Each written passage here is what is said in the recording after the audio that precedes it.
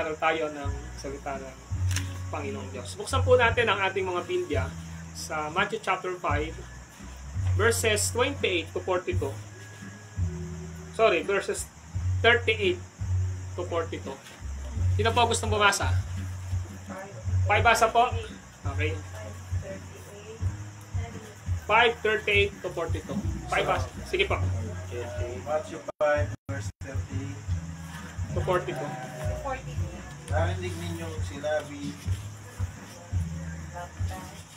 mata sa mata at ngipin sa ngipin. Pagdalain, ngunit sinasabi ko sa inyo, huwag ninyong pag-iigantihan ng masamang tao. Kung sinampal ka sa kanang pisngi, hirap mo rin sa kanyang kaliwa.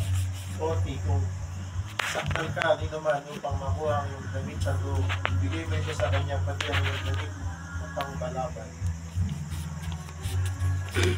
41, kung pilitin ka ng paglulupig na pasanin ang kanyang dala ng 1 milya, pasanin mo yan 2 milya. Bigyan mo ang nanghihingi sa iyo at huwag mong tanggihan ang mga nanghihiram sa iyo. Okay, so ngayon ay nandito na po tayo tungkol sa pagpaparaya, ano? Sa iba po nilagay pagpaparaya, turo sa pagpaparaya.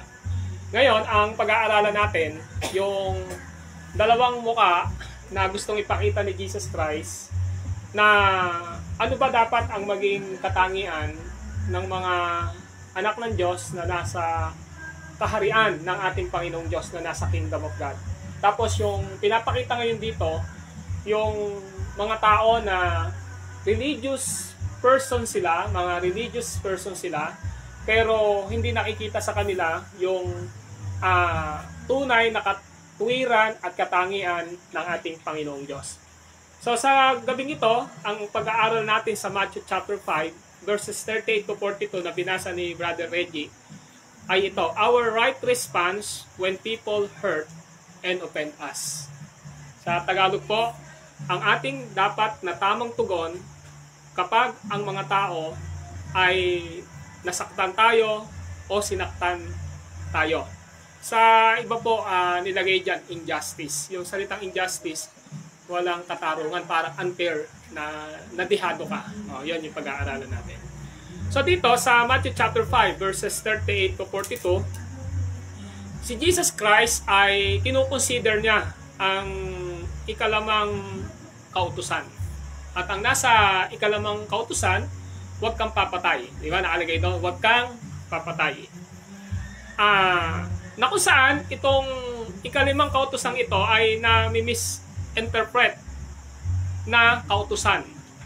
Very misinterpreted na law itong Matthew chapter 5 nung panahon na yon, kasi dito makikita natin yung word na ginamit, mata sa mata at ngipin sa ngipin. Ito ay pangkaraniwan o prinsipyong aral sa lumang tipan na batas po ito. Ito ay civil law. Batas po ito ng kanilang lipunan nung panahon na yon. At ito po ay nagtuturo na dapat na parusahan ang mga taong gumawa ng kasalanan. So yun yung gustong ipakita rito. Ang ibig sabihin po ng mata sa mata at ngipin sa ngipin, dapat managot at maparusahan ang taong nagkasala. Yun yung batas ng bansang Israel noong panahon ni Moises. Siyempre, of course, alam natin, si Jesus Christ nagtuturo naman ng iba ngayon. Kasi yun yung sinabi sa verse 38, narinig nyo nung una, di ba? Ngayon, dito pinakikita, sa verse 38 was never to be judged. Sinasabi rito, ang verse 38 na pinasa ko kanina, narinig ninyo, sinabi, mata sa mata, ngipin sa ngipin. Ito pong mga pananalitang ito ay isang paghatol na sinasagawa hindi po sa pamamagitan, was never to be judged and implement by individuals. Hindi ho pwede itong gagawin mo na maghahabla ka ng sa sarili mo lang, parang ganun yung ginagawa. Ang ginagawa rito, ito yung palaging sinasabi na dapat dinadala mo siya sa proper court. Sa panahon nila, kapag ka mayroong mga nadihado, mayroong mga injustice, ang ginagawa nila, dinadala nila sa korte. May court sila po sa yung mga Romans even in Old Testament. Ito po ay nangangahulugan na dapat dinadala yung problema sa korte. So hindi siya ginagamit nung time na yon na maghihiganti ka. Dahil kumare, ikaw nadihado ka, ang gagawin mo, paghihigantihan mo yung tao, ilalagay mo yung kamay mo yung batas sa kamay mo. Yun ang hindi tamang interpretation sa mata sa mata, ngipin sa ngipin. Hindi siya individual.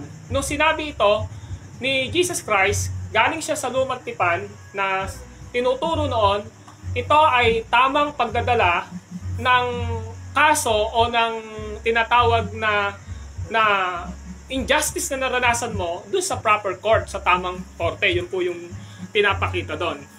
Bakit po? Kasi ito po ay galing sa Exodus 21. Pakibasa nga po. Exodus 21 verses 22 to 25. Sino po ang gustong bumasa? 21. To 22 po. Okay? 25. Exodus 21, 22. Yes po. Kung ang nag-aaway ay makasakit ng nagdadalang tao, at dahil do'y nakunan ito, ngunit walang ibang pinsala, ang nakasakit ay magbabayad ng halagang hihingin ng asawa ng babae ayon sa kapasyahan ng mga hukom. 3. Ngunit kung may iba pang pinsalang tinamo ang babae, paparusahan ang nakasakit. Buhay din ang kabayaran sa buhay. 24. Mata sa mata, ngipin sa ngipin, kamay sa kamay, paa sa paa. Sunog sa sunog, sugat sa sugat, galos sa galos. 26 pa pasara na. Hanggang 25 lang po. Ayan po. So, nakita nyo, kapag yung isang tao na nakasait siya doon sa isang nagdadalang tao, so, ang sabing ganon, babayaran niya. Pero kung nakamatay siya, buhay din ang kanyang ibabalik. Yun yung word na doon nang galing yung sa mata, ngipin sa ngipin. So, dinadala siya sa korte sa panahon nila, nung panahon ni Moises, yung nung lumang tipan. Dadali nila sa korte, sa civil court nila, tapos magrereklamo, hahatulan, so magbabayad siya. Ngayon, kung meron siyang namatay siya, naka-damage siya, buhay din ang kapalit niya. Ganon dun to galing. So, ganon katindi ang civil court nung panahon na yon. Tingnan nyo po sa Leviticus 24 para makita natin two cross-reference po. Titingnan natin. Leviticus 24 verse 17 and 22. Sige po, pakibasa po. Leviticus 24. 17 pasal. Apo, hanggang 24. 22 po. Kung sino ang pumatay ng kapwa, ipapatay din. Okay? 18. Kung hayop naman ang pinatay niya, papalitan niya yon. Kapag buhay ang inutang, buhay rin ang babayaran. 19. Ang makapinsala sa kapwa, hindi bisalain din tulad ng kanyang ginawa. Okay? 20. Baling buto sa baling buto. Mata sa mata, ngipin sa ngipin. Okay. Kung anong ginawa niya, ganyan yung gagawin sa kanya. Kung makapatay ng hayop sa kanyang kapwa, ay kinakailangan magbabayad ng hayop din. Okay. Kung pumatay ng kapwa tao, ay dapat patayin din. 21 lang. Apo. Okay, napansin nyo? Yung ibig sabihin ng ngipin sa ngipin, kung binungi mo yung tao, mata, dapat palitan mo ng mata. Literal talaga. Literal yan. Kaya sinabi, kapag nakapatay ka ng hayop, buhay mo yung kapalit mo. Ganon ka-stricto at ka-extreme ang civil court sa lumang tipan. Doon kinuha ni Jesus Christ ito. Yung verse 38 na ito. So doon niya kinuha ngayon. Ngayon, ano yung point natin dito?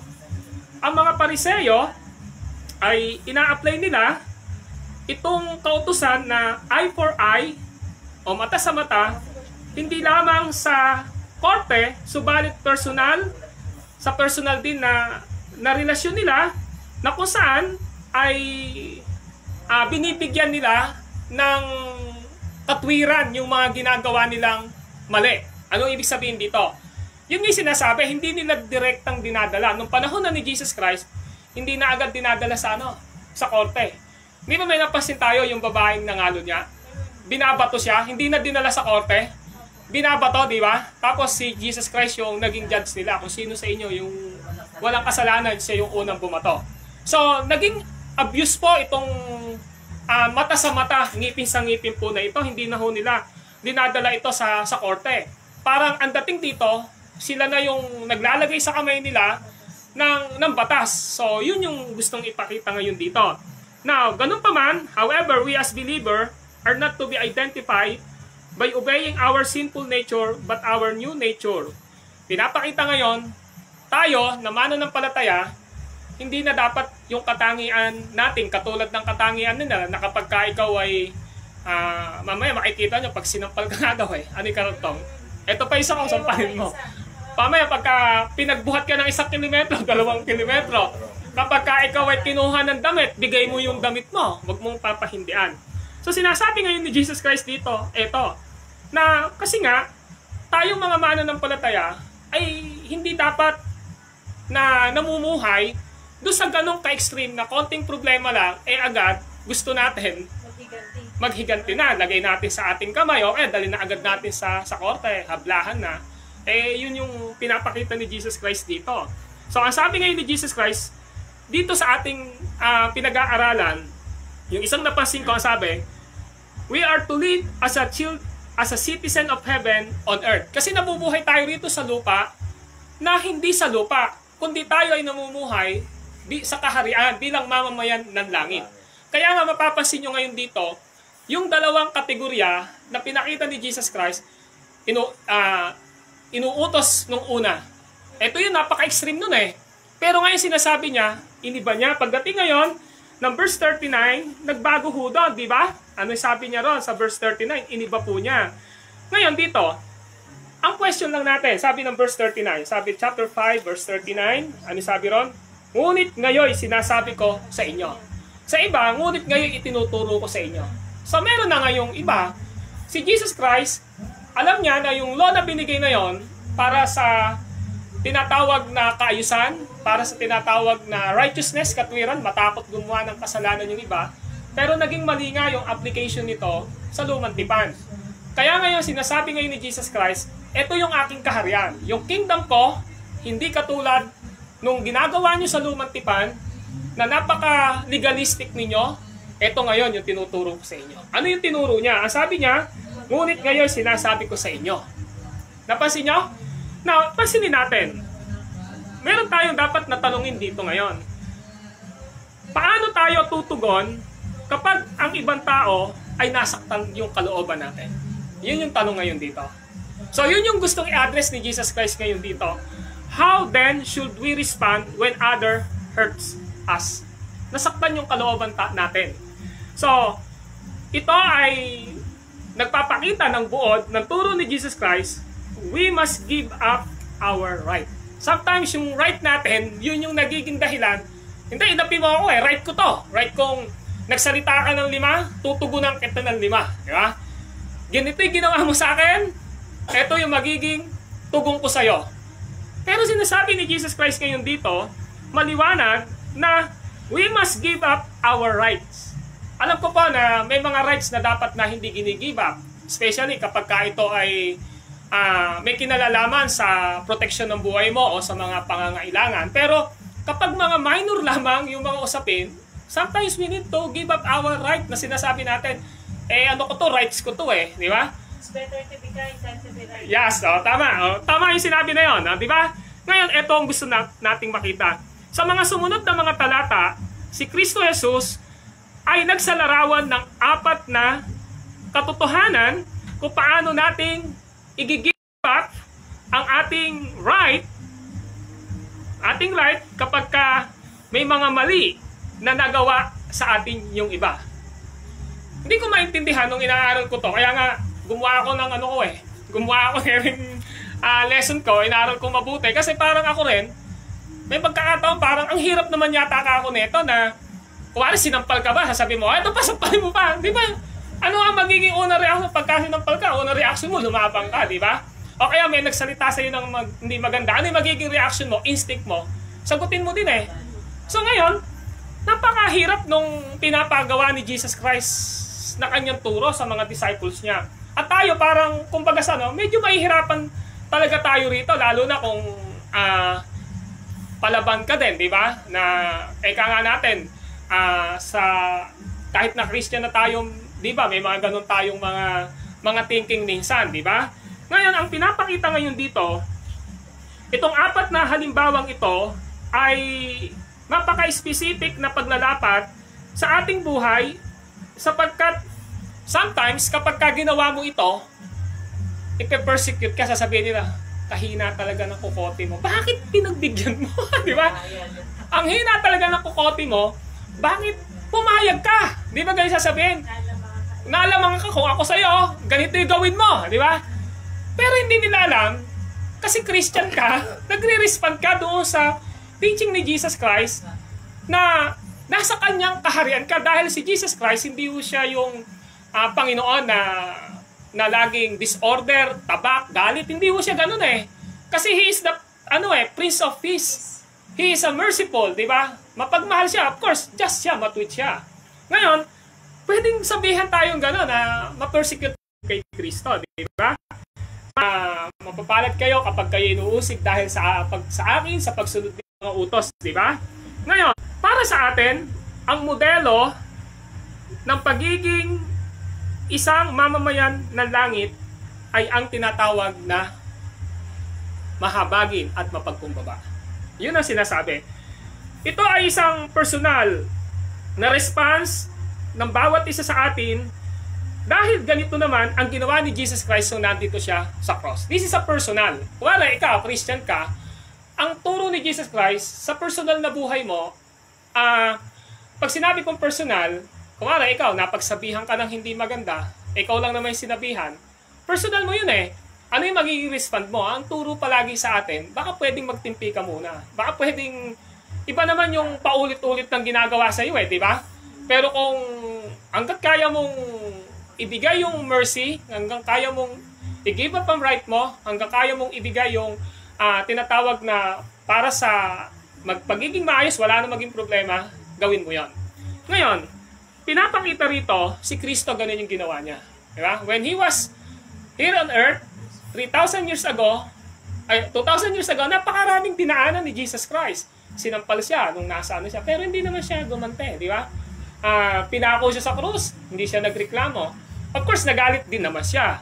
Halimbawa, nung ginawang sugalan at market yung templo, nagalit siya talaga doon. Yung galit niya na yon, banal na pagkagalit po yun kasi ginawang palengke, hindi nirespeto ang tahanan ng ating Panginoong Diyos. Pero makikita natin kay Jesus Christ, namuhay siya sa katotohanan ng pagmamahal, ng mayroong pagpapakumbaba, ginibap niya yung kanyang pagiging Diyos kahit na kaya niyang humiling sa Ama ng isang batalyon na anghel. Nung hinuhuli na siya, kaya ko magpadala rito ng isang taksa na anghel upang ipagtanggol ako. Pero hindi ginawa ng ating Panginoong Hesukristo yon. So ngayon, yung question, what right must Christian be willing to give up as they serve Christ and respond towards wrong committed against us? Ano ba yung tamang magiging response natin kapag may mga ginawang mali sa atin? Meron pong 4. Mabilisan lang po ito. Number 1, we must willing give up our right to retaliation. Ano yung retaliation? Paghihiganti. Tingnan nyo po yung verse 39. Ano sabi ng verse 39? 539? Paibasa nga po. Ano sabi ng 539? Paibasa po. Ngunit sinasabi ko sa inyo, huwag ninyong paghihigantihan ng masamang tao. Kung sinampal ka sa kanang pisngi, iharap mo pa rin. O rin sa kanyang kaliwa. Gusto nyo po ba? Martir eh. Mamaya makikita ho natin nung gusto ipakita. Ang sabi ng verse 39, huwag ninyong labanan ang masamang tao.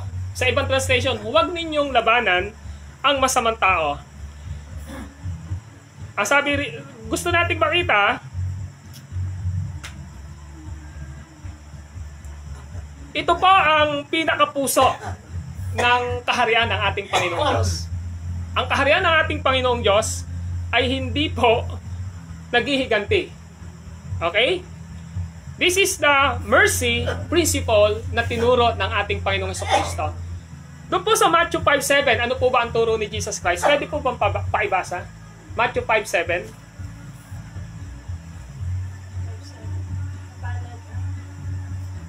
mapalad ang mga mapalad ang mga mahabagi sa pagkakabagi sila ng Diyos. Mapalad ang may malinis na puso sa pagkakabagi nila ng Diyos. Okay, so napansin nyo po, thank you Brad, mapapalad ang may mahabagin na puso. So yung pinapakita ngayon ni Jesus Christ dito, yung una dapat na nagiging response ng isang tao, yung kaawaan at kahabagan doon sa isang tao. Kasi parang pinapakita ni Jesus Christ dito, yung isang tao na hindi nalinis yung puso, hindi naman niya talagang kayang makita kung sino ang Diyos eh. Kaya sinabi doon, mapapalad ang may malinis na puso sapagkat makikita nila ang Diyos. So kung tayo, nalinis na yung puso natin, binago na yung puso natin dahil sa ating Panginoong Jesucristo, yung Diyos nakikita natin palagi sa lahat ng nangyayari sa ating mga buhay. Tama po ba? At dahil nakikita natin ang Diyos sa pamamagitan ng kanyang mga salita na ating natututunan at pinapanampalatayanan, ang nagiging isang bunga nito ay kahabagan sa ating mga puso. Yun yung gusto ipakita ni Jesus Christ dito. Ngayon, tinuturo ng banal na kasulatan na hindi tayo dapat gumanti daw. Roma 12:17. Sino po gusto bumasa? Roma 12:17. Roma 12:17. Medyo mabigat yung pinag-aaralan natin, no? Roma 12:17. Okay? Huwag ninyong gantihan ng masama ang masama. Sikapin ninyong mamuhay ng marangal. Marangal. Pinagaganti ba? Pag ginawan ka ng masama, gantihan mo din ng masama? Huwag daw. Kasi pag ginantihan mo yun, makakapamuhay ka ho ba ng mapayapa? Pinasok mo yung gulo. Kaya nga mag-iisip tayo di ba? Kaya nga, dapat, maximum tolerance di ba? Hanggat kaya mong i-tolerance yung isang bagay, i-tolerance mo. Kasi bakit? Kapag umaksyon ka na masama, ginantihan mo ng masama, pumapasok ka sa kaguluhan. At yung tinatawag na kapayapaan, nawawala po.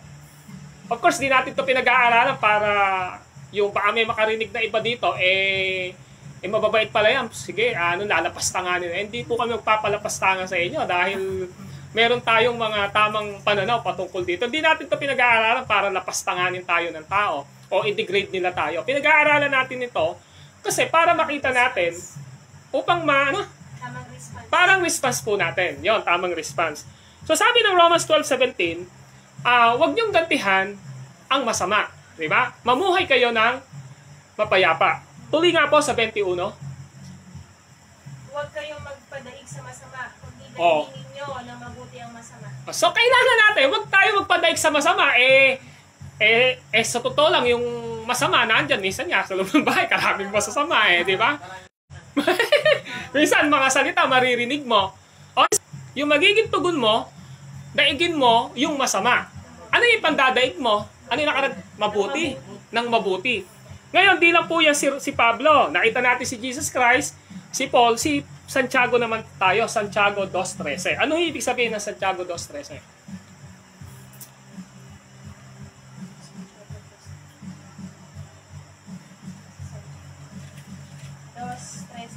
Apa? Walang awa na tulang Diyos ang di marunong maawa. Ngunit ang awa na iwan dapat ikatakot sa oras ng paghato. Di ba?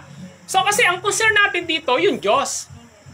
Na ang Diyos naaawa siya, yung hatol ng Diyos sa maawain, alam natin kung paano niya tayo itetreat, ipagtatanggol, di ba? Pero yung masama, alam ng Diyos kung paano niya ito paparusahan, habas na parurusahan. So makikita na natin dito yon. So yun yung ibig sabihin bakit sinabi ni Jesus Christ na huwag ninyong labanan ang masamang tao. Kasi hanggat kaya talaga natin, dapat mag-control talaga tayo. Kasi kapag pinasok natin, kinagat natin yung mga ganung bagay, usually this is the strategy of devil ng kaaway Provoke tayo kasi. Yes. Wala ka na rin pinagkaiba sa kanya. Tama yan. Yes, tama yung observation mo na yung Brad. So yun yung gustong ipakita sa atin ngayon dito. Ngayon, biglang binanggit, kung may sumampal sa'yo, sabi ng verse 38, ano sabi? 39, kung may sumampal sa iyo, sa kanang pisngi, ihirap mo pa sa kanya ang kabila. Tama pa rin ginagawa mo. Kaya Kasi parang baga sa 1-2 combination, bagsak ka na. Combo. Pero kung halik lang yung misis ko, mas madali ibigay. Apa. Pero hindi naman pasok literal na... Yes! Ayan, yun yung papaliwanag ko. So, ang pinapakita ngayon ni Jesus Christ dito, kasi ang pinag-uusapan dito, retaliation o pagganti, ang pinapakita niya ngayon dito, kung meron nang gumawa sa'yo, kasi yung one side na sinampal ka, yun yung ginawang mali sa'yo eh. Ngayon na sinabi niya, ibigay mo yung kabila, ano yung magiging respond ng kabilang face mo?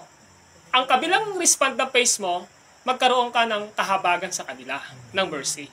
So, ang magiging response mo, hindi mo sila lalabanan. Despite na may narinig kang pangit, may ginawa sa'yo, hindi mo na dapat gantihan pa. Tama po ba? Yun ang ibig sabihin po ni Jesus Christ dito. Hindi po literal ito na sinampal ka, o eto, sampalin mo po, bugbugin mo pa. Eh kung sana, hinahalikan ka lang sa pisngi, hindi, sinasampal ka nga. Mahirap po yun, di ba? So, ang punto po dito, hindi po siya literal na gustong ipagawa sa atin na sinampal tayo, bibigay pa natin. Ito ay dalawang muka ng dapat na maging tugon ng isang tao. Kung ang tao gumawa ng mali sa'yo, ano yung magiging tugon ng kabilang pisngi mo, na side mo? Yun yung gusto ipakita. So dito, mga kapatid, sometimes may kakayanan tayong maghiganti. Tama po ba? Meron palabas yung Linglang. Napapanood nyo ba yun? Hindi nyo napapanood. Yung Channel 5. Puro paghihiganti kasi dun minsan eh. Kaya nating gumawa ng paghihiganti, kaya nating gantihan yung mga taong nakapaligid sa atin. Pero we as a Christian, hindi ho yun yung turo ng Panginoong Diyos. Kung kaya po natin na unawain sila sa mga principle na pinakita sa atin sa Matthew chapter 5, verse 7, sa Romans 12:17 and 21, and even James chapter 2, verse 13, mga kapatid, ito yung magiging magandang tugon. Okay? Okay, pangalawa. Ang pangalawa naman po, we must willing give up our right to possession. Ito, mabigat to, possession yung pinapakita rito. Sabi rito, willing daw tayo na i-give up yung ating right sa mga pwedeng maging ari-arian natin. Ako, ibang usapin na to, mahirap to. Buti na lang, wala tayong mga possession na marami, na mga ari-arian. Saan makikita yon? Sa verse 40. Pakibasa nga po sa verse 40. 40. Apo. Kung isakdal ka ni naman upang makuha ang iyong damit pang loob, ibigay mo ito sa kanya, pati ang iyong damit na pang malaban. O, tingnan mo. Parang sinasabi natin, damit lang naman yan ha. Balabal lang naman yan ha.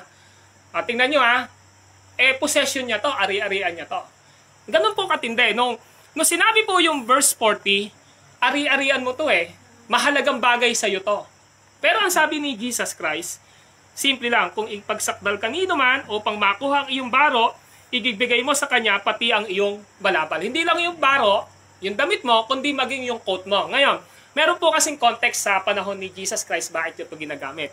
Una, yung verse 40 is talking about being yung dinimanda ka. May nakalagay po dun eh. Para saan? Sa mga damit at balabal na meron ang isang tao. Yun yung ginamit, di ba? Ihahabla ka. Kung ihabla ka, ibigay mo yung damit mo at saka yung balabal mo. Meron po kasing gustong ipakita si Jesus Christ dito. Yung pong shirt and coat na pinapakita rito, yung balabal po kasi coat po yun. Okay? Sa atin, shawl ba yung tawag doon? Yung nilalagay parang kumot, balabal, Sabing ganon, nung isang tiningnan ko, shirt and coat in that time was very expensive. Mahal po. And people typically only own one. Isa lang po. They were used as blanket to keep people warm at night and in winter. Sa kanila po, mapaka-expensive po, mahal po ang magkaroon ng balabal. Mahal sa kanila noong panahon nila. Sa kanila, siyempre alam natin, noong panahon na yun, di katulad ngayon na napakarami hong damit. Noong panahon nila, galing talaga lahat to sa hayop eh, di ba?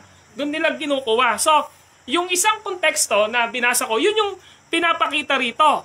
Na yung shirt and coat, sa panahon niya, ay napakamahal.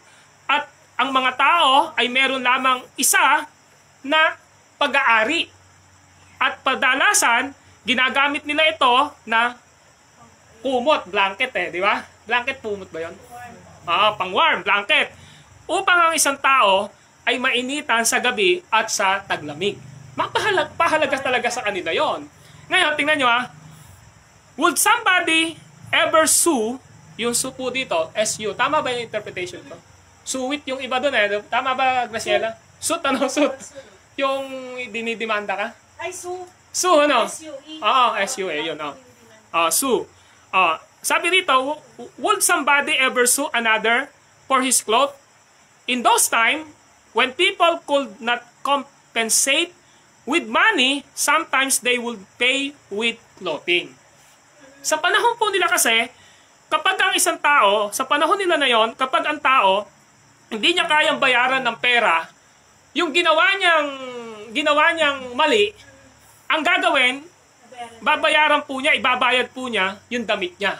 Kasi yun lang naman mapaka-expensive sa kanila So yun yung pinaka-context ng sinasabi ni Jesus Christ dito. Ngayon, alam nyo, meron po tayong dapat tingnan dito, yung sinasabi po sa Exodus 20, verses 26 to 27. Please, pakibasa po. Exodus 22, verse 26 to 27.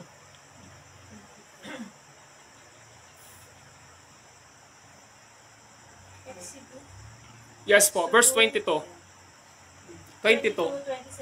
26 po and 27. Mm-hmm.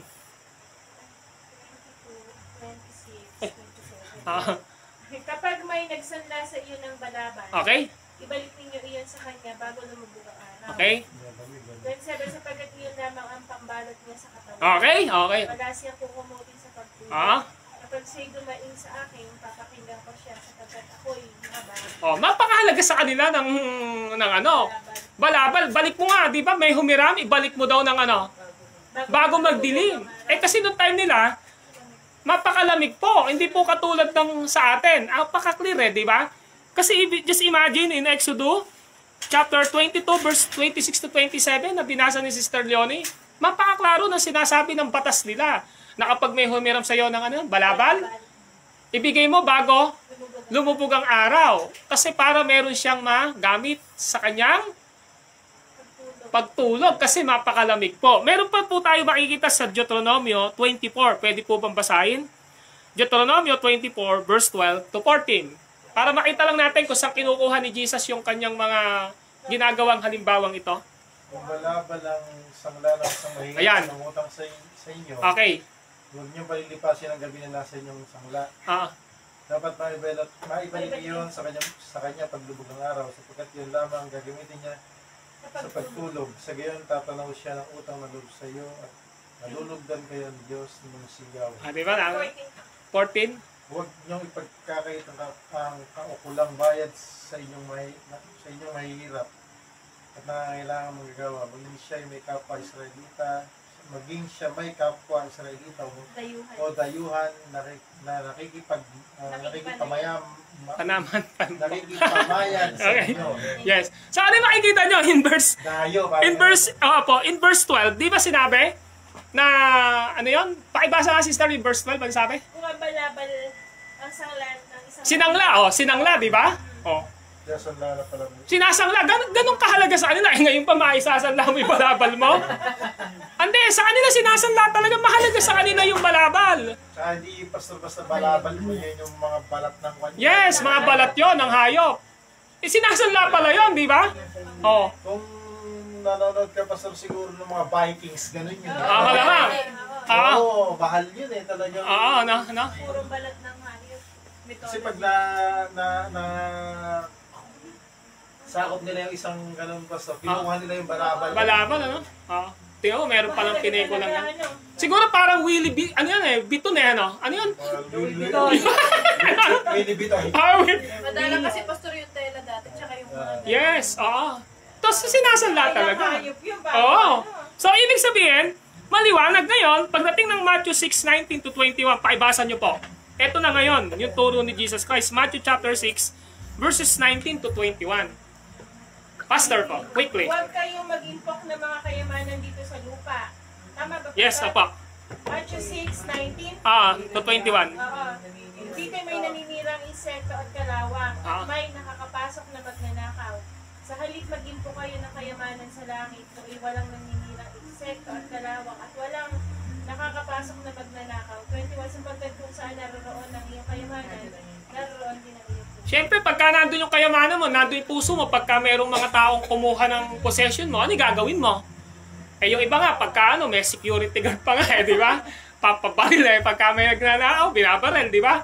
Ang pinapakita ngayon dito, yung possession na meron tayo, that is temporal. Pinapakita pa rin ni Jesus Christ dito, na highest priority pa rin natin yung life ng buhay ng tao. Parang ganito lang. Kumare, in-snatch yung yung cellphone mo. Papatayin mo ba yung snatcher dahil lang sa cellphone mo? Ang tanong, may pumapatay, di ba? Ang tanong, magkasing halaga ba yung buhay ng tao at saka yung cellphone mo? Iba yung cellphone mo, 5,000 lang, yung papatayin mo, buhay yon, di ba?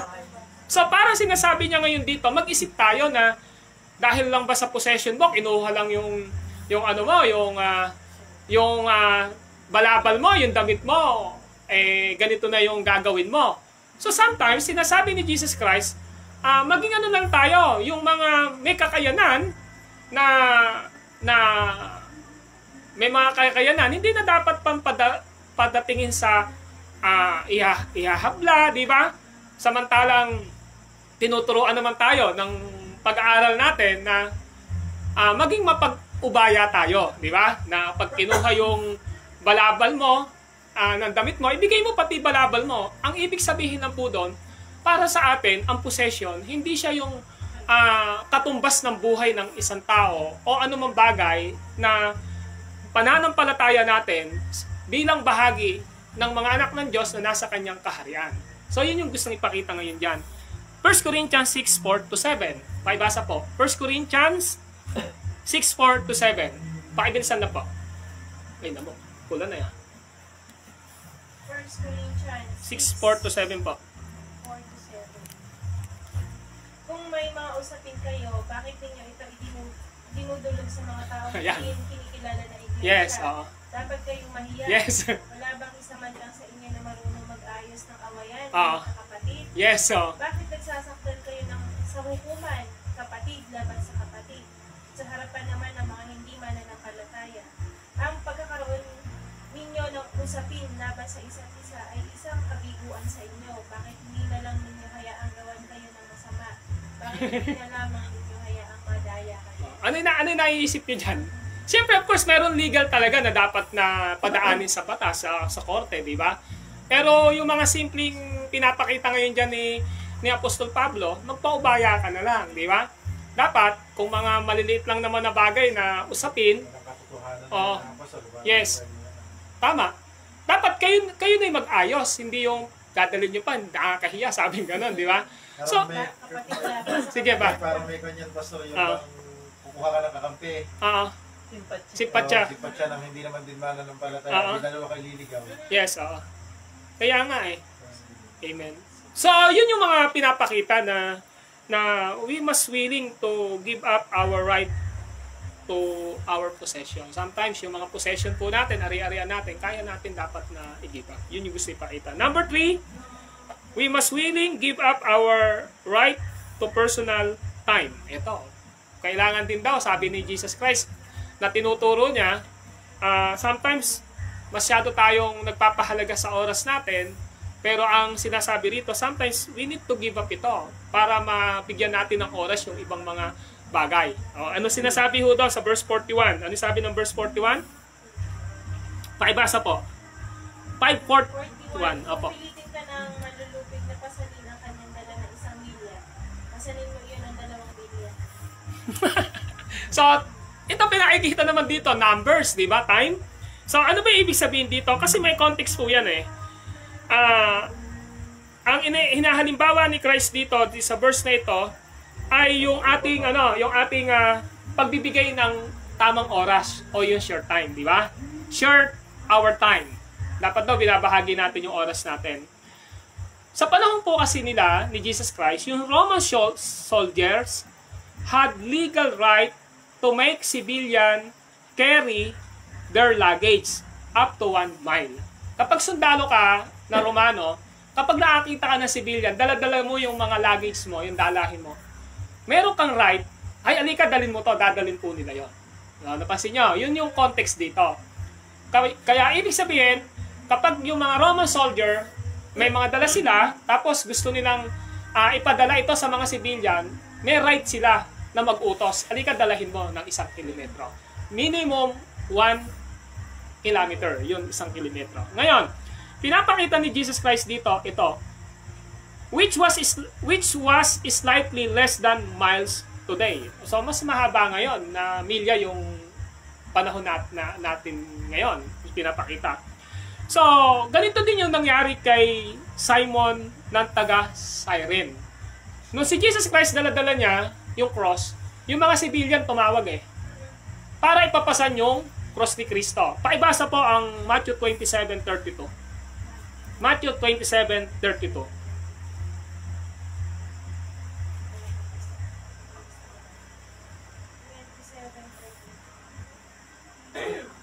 Paglabas ng lungsod, nakita ng mga sundalo Okay. si Simon na taga Cyrene. Pilit nilang pinapasan sa kanya ang krus ni Jesus.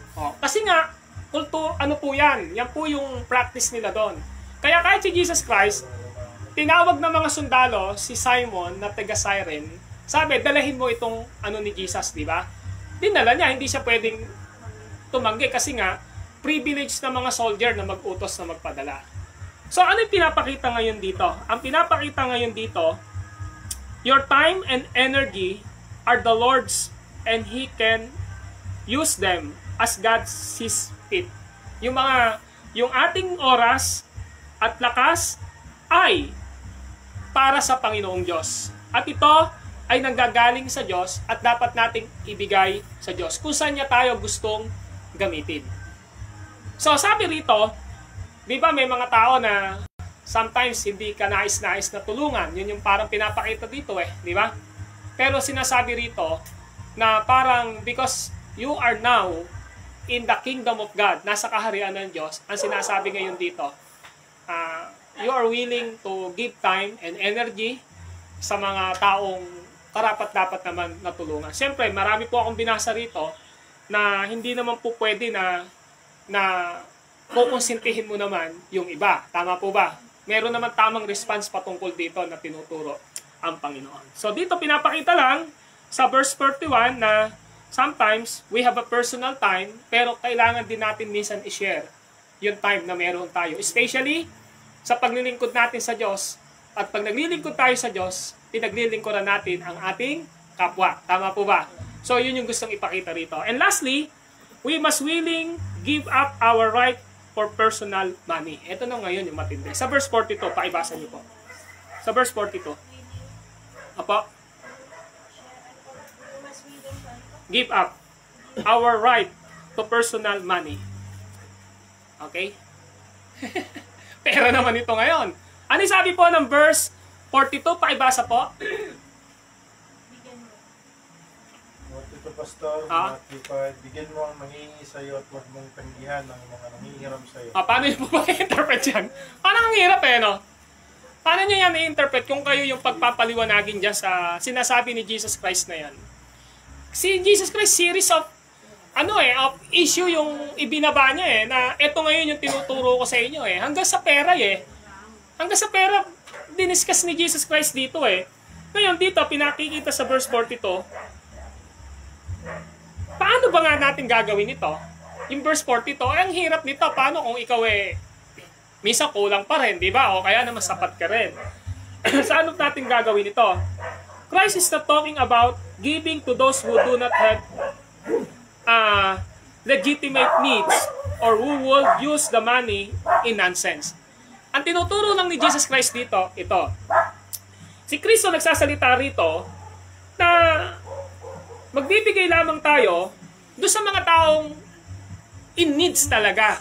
At saka dapat, sila yung mga taong tinatawag na gagamitin yung pera sa tama. Siyempre, di ka magbibigay sa mga tao na alam mong, nanggagatas ba? Ganon.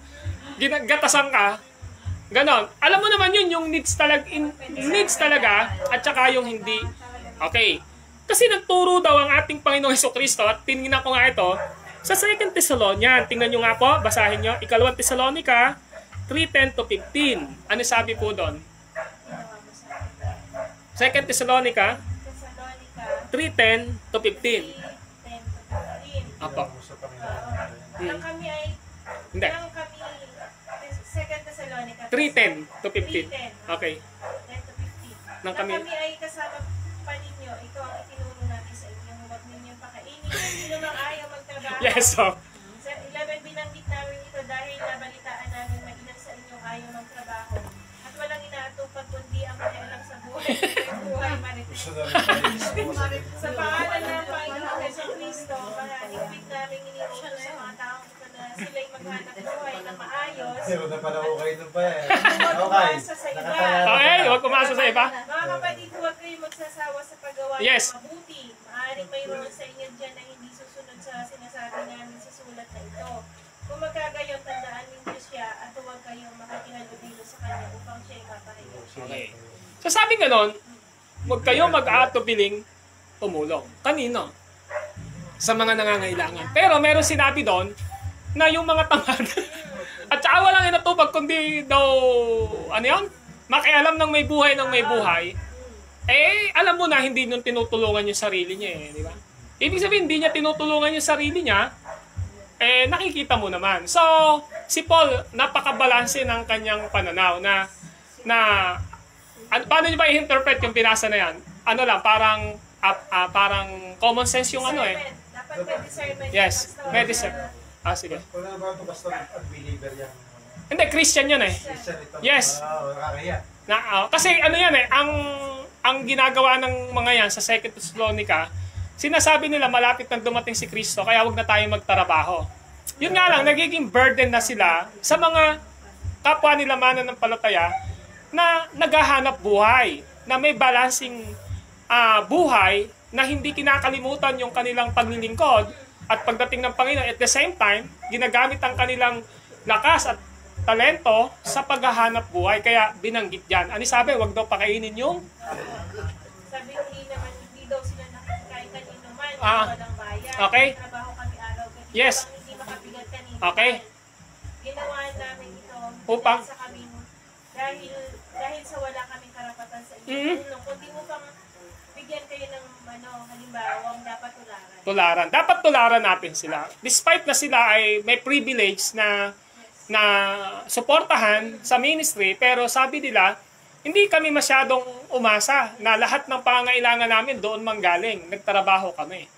Kaya kayo bilang Kristiyano, parang ganun sinasabi, gamitin nyo yung talento nyo, yung karunungan nyo, yung lakas nyo, para kayo makapaghanap buhay. Di ba? So parang balance lang, Pastor. Yes. Magtatrabaho ka, at the same time, maglalaan ka rin ng panahon. Yes. Hindi ka naman nakafocus. Kasi di ba nakalagay nga, you cannot serve two masters Yes. at the same time. Ayun, gusto ko, nandito rin yun.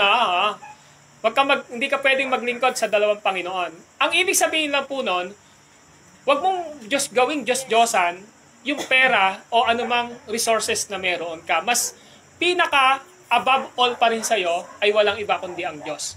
Pero yun sinasabi niya dyan na ito yung dapat na halimbawa na dapat yung tularan, yung ginawa namin. Siyempre, meron talaga na ala ng kakayahan ng magtrabaho, di ba? Dahil may mga valid reason naman po talaga, di ba? Meron naman talaga na nasa full-time ministry, katulad namin ng widow, oo, na wala ng katuwang. So, ibig sabihin, depende po ito sa sitwasyon ng isang tao. Siguro, ang ina-address dito ni Apostle Paul, yung mga nasa mga 20, ganon, di ba? Yung may kakayanan. Pero, pinapakita lang dito po na despite of that, yung mga needs talaga na dapat nabigyan, bigyan daw. Sabi, wag daw nating pahindihan kung talagang kailangan, di ba? Yun yung tinuturo niya ngayon. Kasi sa 2 Corinthians chapter 9, verse 6 to 9, merong command si Jesus Christ sa mga mananampalataya. Pakibasa po. 2 Corinthians chapter 9, verse 6 to 9. At dito po tayo magtatapos. 2 Corinthians chapter 9, verses 6 to 9. 6 to 9.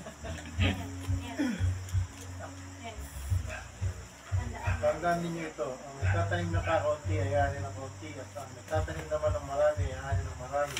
7. Ang bawat isa dapat magbigay ayon sa sariling pasya, magul sa loob at di napipilitan lamang sapagkat iniibig ng Diyos ang kusang nagbibigay ng may kagalakan. Magagawa ng Diyos na pasaganahin Yan. kayo sa lahat ng bagay Upang- at higit pa sa inyong pangangailangan upang may magamit kayo Ayun. sa pagkakawang gawa. Yes. So, yun yung gusto nating ipakita na kaya ng Diyos na pasaganain pa tayo upang may maitulong daw po tayo sa ating pagkakawang gawa. Hindi lamang po sa loob ng church, kundi sa mga taong nangangailangan. So, sa gabing ito yung gustong ipakita sa atin ng ating Panginoong Diyos. Sometimes our right response when people hurt and offend us, kailangan natin talaga ng tamang tugon kapag tayo ay nasasaktan. Kasi kapag naging self-peace po tayo at saka self-centered tayo, yung salita natin, ako, sa totoo lang po, dun ho nagkakaroon ng problema, di ba? Kapag Be myself and I. yes, be myself and I. Yun po, self-centered po. Mahirap po yun. I am. Yun yung mahirap. Kasi, lagi mo papahalagahan yung sarili mo eh. So, tinuro lang ni Jesus Christ na nung una, ganito yung ginagawa nila. Pero ngayon, ito yung tinuturo ko, yung 4 na bagay na ito. Yung 4 na bagay na ito, na nagpapakita na tayo ay nasa kaharian ng Panginoong Diyos, maliwanag na sinasabi niya na huwag tayong maghihiganti. Kahit na may mga bagay na tingin natin na right natin yon, pero sabi pa rin, wag daw tayo maghihiganti. Yun ang sabi ni Jesus Christ, di ba? Depende na kung paano natin tututugunin ngayon, di ba? Yung pangalawa, sometimes we give up our right to possession, di ba? Na malit na bagay lang naman yun eh. Hindi naman kinuha yung buong pagkatao mo yan eh, di ba? Kaya nga doon, ang issue lang doon ay damit at saka balabal eh, di ba? So, ibigay nyo na, sabi ni Jesus Christ. Kaysa naman na mag-anuhan pa kayo, di ba? Maghablahan pa kayo, mag-away-away kayo dyan, bigay mo na.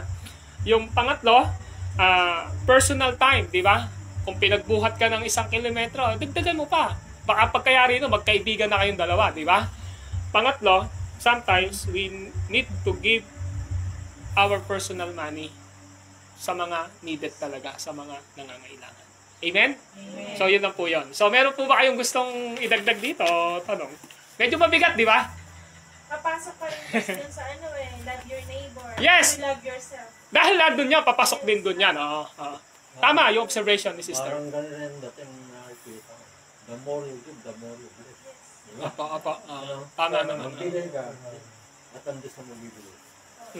Tapos kung ano yung ginawa mo sa pinakamaliit na parang ginawa mo sa Kung ano yung pagtatanim yun, yun ang yung aking Huwag yung size 1. Meron nakalista kay God yun eh.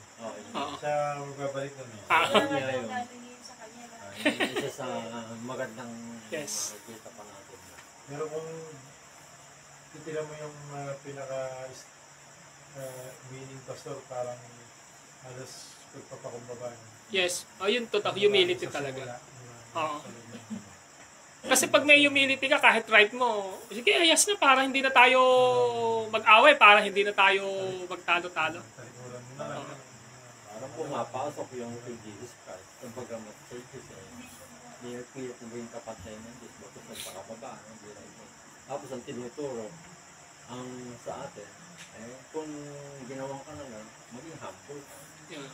Yung balabal kasi Anyway, pastor, basta baka pag naman malalim ginawa yun. mo Malalim ng pakumbaba, wala namang nawala sa lagi ko sinasabi na kay Malalim yung pastor eh, balabal. sa yung pinatulan mo yun, wala na rin kayong Yes. pinagkaiba.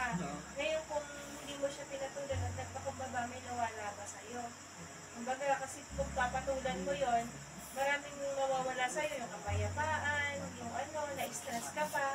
Pero kung hindi mo pinatulan, at least walang nawala.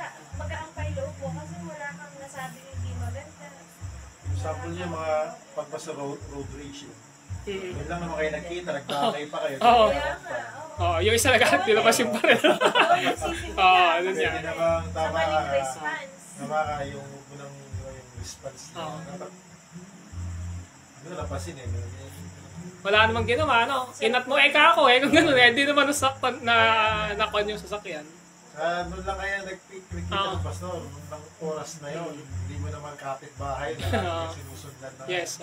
nagawa ka ng masama. Kaya, Tsaka lagi mo bibigyan din ng katwiran yung ano, bakit ba niya nagawa yun sa'yo? Bakit niya ba nasabi yun? Baka naman na-provoke siya, Yes. na-trigger siya, may ginawa ka rin hindi maganda. Nagkaroon talaga sa Kaya tama yung Ayun. Humility talaga. Pag sinampal ka, papasampal.